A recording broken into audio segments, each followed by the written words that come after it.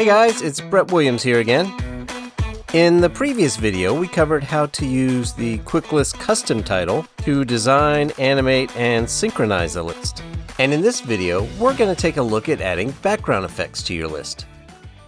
In the browser, you'll find 4 background effects: horizontal and vertical overlays and revealers. An overlay does just that. It slides in and overlays a customizable box over the background video, coloring it or blurring it to make a list more readable. And a revealer splits the background in two, revealing an area perfect for presenting your list. And in the browser here, you'll notice that the vertical background effects have a red color to correlate with vertical quick lists, and the horizontal background effects are yellow because they'll most likely be paired with horizontal lists. So since our list is a single column, vertical list, I'm going to drag the vertical overlay to the timeline between our list and video. And I'll have it start a little bit before our list, so the background effect animates in before our list animates in on top. And it's probably easiest to simply go through the controls in the inspector as we stylize the overlay. So in the animation section, you can uncheck the build in and out boxes if you don't want the overlay to slide in or out. And the speed slider controls just how fast it does either. The background shift slider is kind of unique. It determines how much to shift the video over, if any. I think I'd like our cactus to occupy the space on the right a little bit here, so let's add some shift. That looks pretty good. So you'll see it loops around the other side of the screen, but with this video, it's not very noticeable, and we're going to cover that seam with our overlay anyhow. If you wanted to move the overlay and background shift right to left instead, check this little reverse box. The overlay section is where we're going to stylize our overlay. It can be a solid color, a highlight, that's lighter in the middle, or a vignette, which is darker around the edges. Choose your color with this swatch. I think we'll use black. The color opacity controls the transparency of the color. 15% is fine. A little goes a long way here. If you wanted to instead tint the background, you could increase the tint slider and maybe even decrease the opacity to 0, and you would tint the background the same color. The position slider controls just how far into the composition your overlay goes. I think we'll bring this back a bit to the left so that we are under our list. Next, let's use the width control to make it a bit wider. And we can use these angle controls to skew it just for a little bit of fun. We can adjust the roundness and the blur here. And you can't see it, but the shadow control adjusts a soft shadow that's evenly around the entire edge. Like I said, pretty much invisible on this black background. You can see it a little bit. In the next section, the border section, you can choose either a solid line, or a rough edge, or a neon glow. We're going to go with the neon look. Let's change the color to a blue with the color swatch.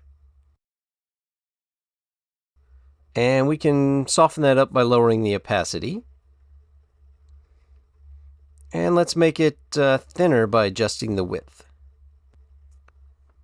Moving on to the drop zone section, that's this round element down here. You can turn it on or off with this checkbox. And you can choose the in and out animation style with these pop-up menus. The masked by overlay determines if it is constrained to the boundary of the overlay, and unchecking the shape mask reveals the full dimension of the drop zone. The mask is a circle by default, but you can make it more square by adjusting the curvature. Let's do that. And you can turn the outline on or off and change the color and width. I'll leave the width, but let's change the color to that same blue. And a neat trick is to just drag this overlay outline color swatch to the drop zone outline color swatch. We can click and drag on the X and Y position fields to move the drop zone over to the edge.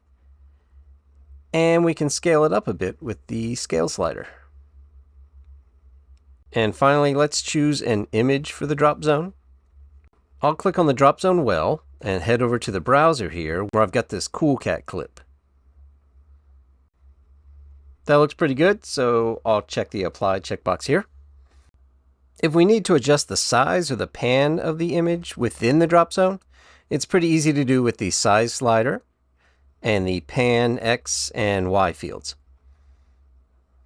But this looks pretty good. A lesser known trick is to double click on the drop zone in the viewer, where you can pan and zoom with the on-screen controls. The only problem is deselecting the controls, so I always end up having to click on a blank area of the timeline to deselect once I've got it the way I like. Maybe there's a better way, I'm not really sure. And that's pretty much it for the overlay effect. Your other option is a revealer. So let's disable the overlay by selecting it and pressing V.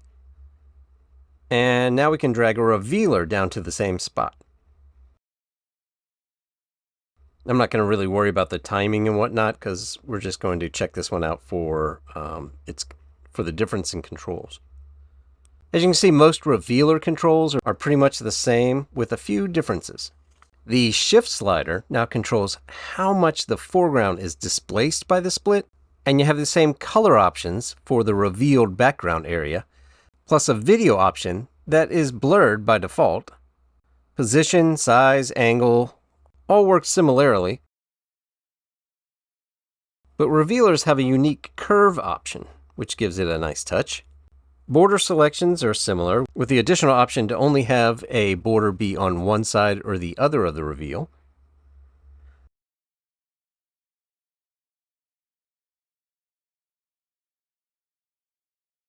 The drop zone section is pretty much the same, but there is an additional foreground section here at the bottom where we can tint and blur the video if we find it distracting or if we just really want people to focus on the list.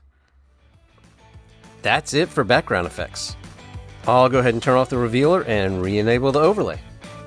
And in the next video, we will cover adding an auto-sizing title to our composition.